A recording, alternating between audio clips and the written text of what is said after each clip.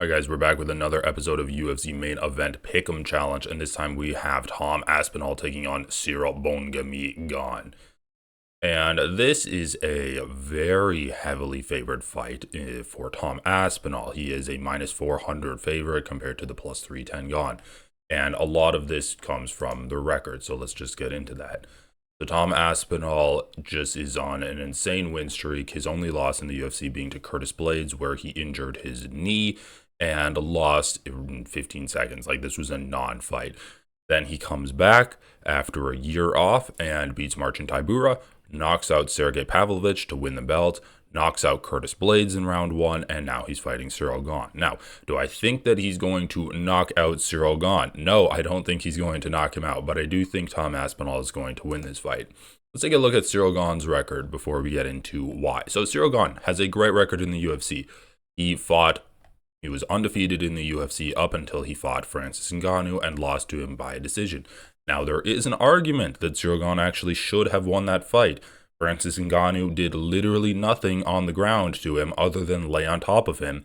And according to the letter of the law, which I think is bullshit, is that if you land even one more strike, it doesn't matter if your opponent's laying on you, you should still win the fight. No one actually follows that rule. The judges don't care about it. And analysts on YouTube will bring it up when it suits their purposes and ignore it when it doesn't suit their purposes. So he loses to Francis Ngannou by getting laid on. Then he fights Tai Tuivasa and knocks him out in round 3, fights Jon Jones and loses to him by guillotine choke.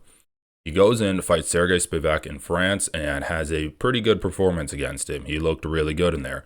Then he fights Alexander Volkov and didn't look so great, and now he's fighting Tom Aspinall. So, what do we have here? We have a guy who has suffered to grappling. He got laid on by Francis Ngannou. He got choked out by Jon Jones. He also has made some mistakes on the feet, getting hit a lot by Alexander Volkov, getting rocked by Tai Tuivasa when he gets a little bit too excited and lunges in too much with punches.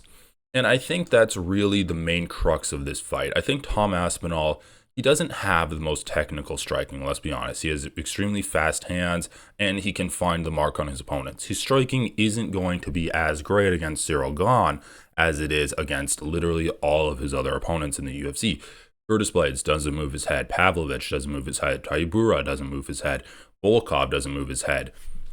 Spivak, Arlovsky, like, he's never fought a striker as good as Ciryl Gane, but I mean, we saw Ciryl Gane just get laid on by Francis Ngannou. We saw him get taken down by Volkov. We saw him get hit with punches by Tai Tuivasa and by Volkov. I think Aspinall has that power in his hands to, like, rock Gane and then take him down and lay on him for the rounds. So I'm going to go with Tom Aspinall, and I'm honestly going to go by decision. I think Ciryl Gane is a really good fighter, and if I'm being honest, I kind of hope that he wins. If he adds grappling to his game, he is going to elevate the heavyweight division. He is going to stand as a testament to what could be possible if we get actual good athletes in the heavyweight division and guys that are in shape, naturally big, and skilled. I think Ciryl Gane is the most skilled fighter at the heavyweight division. He just doesn't have a good ground game. So I'm going to go with Tom Aspinall. I'm going to go by decision for him. But let me know what you guys think. Is there a chance in hell that Ciryl Gane has in beating him? I think there's a pretty easy chance that he beats him. I think it's a fairly close fight, but I am leaning towards Aspinall. We've seen him make less mistakes. He does have that power, and he's also got that grappling. We've seen Ciryl Gane suffer when he goes up against fighters with power, like Tai Tuivasa, and we've seen him suffer against guys with good grappling. And Francis Ngannou doesn't even have good grappling. He's just strong. Let me know what you guys think in the comment section down below, and enjoy the fights, everyone. There's a pretty good main card. Let's go.